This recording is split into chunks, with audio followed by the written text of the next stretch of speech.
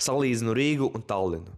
Pirmais, kas visvairāk metās acīs, ir milzīga atšķirība starp biznesa un visādu projektu apjomiem.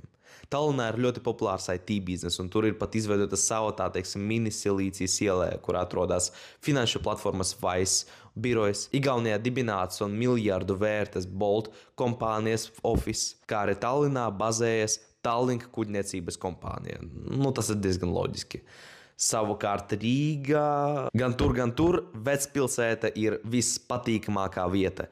Tiesa, Vecrīga pēdējā laikā stāv praktiski tukša ar vienīgiem uzrakstiem iznomā. Bet es tiešām nesaprotu, kāpēc ir tik milzīga atšķirība biznesā.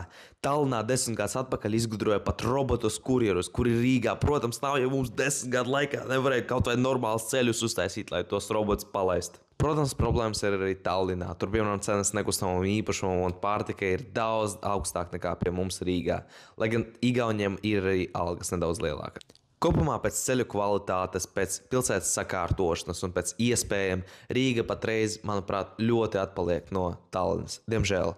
Bet Rīgā tik un tā ir kaut kas mājīgs, kaut kas ļoti īpašs.